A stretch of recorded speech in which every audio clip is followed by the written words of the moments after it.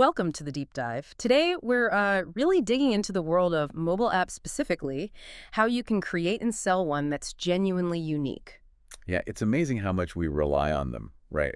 For everything. Totally. Our phones, our apps, they solve problems, keep us entertained, and, they can even be a serious way to make money. But here's the thing we really want to focus on today. It's not just about a cool idea or, like, flashy graphics.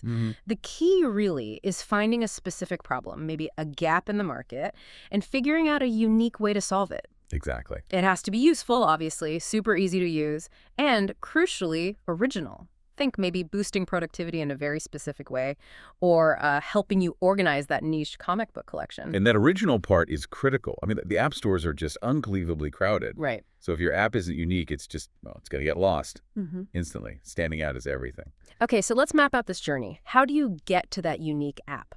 Step one seems pretty clear from what we have seen. Finding your niche. Why is that so important? Why not just build, say, a general fitness app? Well, like you said, if you aim too broad, like the best fitness app, you're competing with literally thousands, maybe tens of thousands of others. You'll drown. Okay. So the sources really emphasize thinking specific, hyper-specific even. Can you give an example? Like, what does hyper-specific look like? Sure. Instead of a general calendar, maybe an app just for parents managing kids' extracurriculars, schedules, carpools, payments, all that stuff. Ah, much tighter focus. Exactly. Or maybe an app that only tracks energy use for specific smart home gadgets, not your whole house. The more niche generally, the less direct competition you face starting out. And you probably find a more dedicated user base too, right? People actively searching for that one solution. Precisely. They're often more passionate and willing to pay if it solves their specific pain point well. Okay, so niche identified. What's next? Do we fire up the coding software? Not quite yet. Yeah. This next step is really crucial homework. It's all about research, diving deep into the landscape. Researching the competition. Yes, but it's more than just seeing who's out there. You need to really analyze the existing apps in your niche. What are their strengths? What are their weaknesses like? Glaring weaknesses? Okay. And probably most important, what are actual users saying in the reviews? The complaints, the frustrations. Yeah. That's often where the gold is. So you're looking for opportunities, not just copying features. Absolutely. You want to find where others drop the ball, even successful ones. Maybe their interface is clunky, or they're missing one key feature everyone asks for. That's your opening to be better, more focused. Makes sense. Find the friction points they missed.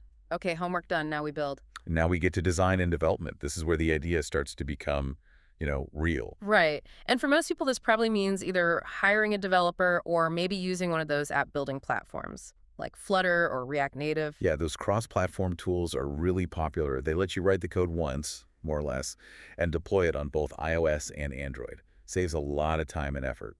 Good tip. And what about the design itself? Any key principles? Simplicity. Keep it clean, intuitive, easy to navigate. People have very little patience for confusing apps. So true. I think a big piece of advice we saw was focus. Don't build a Swiss Army knife. Exactly. Your unique app should do one thing exceptionally well, especially at launch. You can always add more later. And testing. How important is that? Non-negotiable. Test early, test often, and test with real potential users, not just your friends. Yeah. Even rough prototypes. Catching problems before launch is way, way cheaper. Okay, great advice. So the app is built, tested, looking good. Now we just launch it. Well, almost. The final piece is marketing, making sure people actually find your amazing, unique app. Right, because it won't market itself no matter how good it is. Definitely not. And a key strategy here is to start building buzz before you launch. Don't wait until day one. How do you do that? What kind of things work? Social media is huge, obviously. Start building a following, share sneak peeks of the app, show some behind-the-scenes stuff people like seeing the process. Yeah. Maybe offer early beta access to a small group. Get them excited, give feedback, build some anticipation. Create a community around the problem you're solving. So engage potential users early on. Make them feel part of the journey. Yes. If your idea is genuinely unique and solves a real pain, people will be interested. You just need to let them know about it and get them talking. That pre-launch momentum can make a massive difference. So it's really a systematic process then, from identifying that unique problem or frustration, doing the deep research, focusing the design, and then building excitement before it even hits the market. It is. It requires thought at each stage. not just rushing to build something. A fascinating journey. Absolutely.